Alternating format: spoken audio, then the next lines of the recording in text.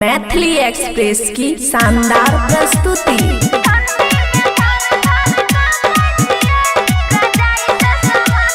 Music by DJ Guddu Raj. Khushi recording studio Baluaha. कैसन अइले गे सखी समैया, काम करे नहीं कोनो रजैया, कैसन अइले गे सखी समैया, काम करे नहीं कोनो रजैया। सैया रहै छै दूर छियै हम मजबूर, सैया रहै छै दूर छियै हम मजबूर, आगि चूल्ही के तापै छियै।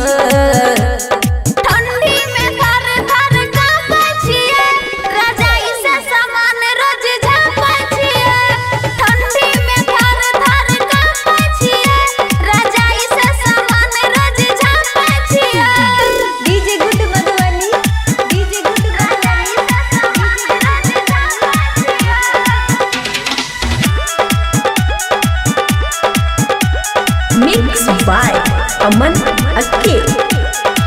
जब से अइल ई ठंडी के दिनमा, कटै नहीं छै दिन गे, राति में कस के तकिया दबा के, नींद नहीं आबै ओकरा बीन गे, नींद नहीं आबै ओकरा बीन गे।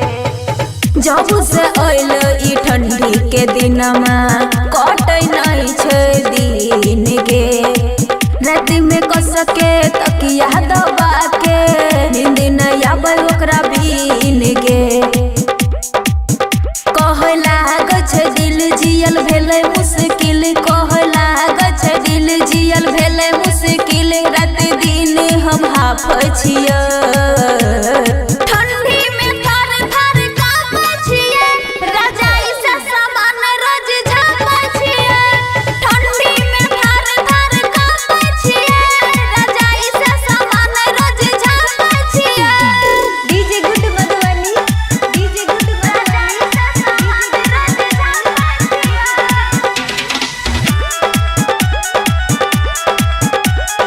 खुशी रिकॉर्डिंग स्टूडियो बलुआहा।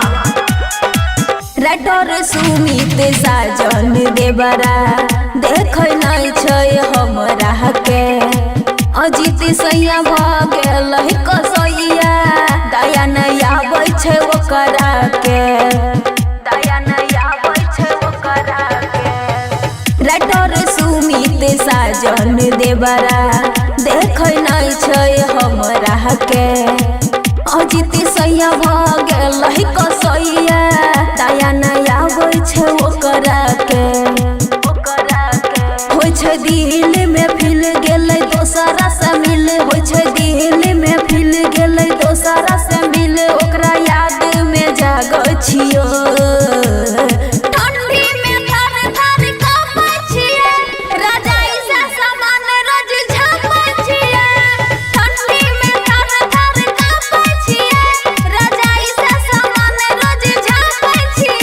खुशी रिकॉर्डिंग स्टूडियो बलुआहा।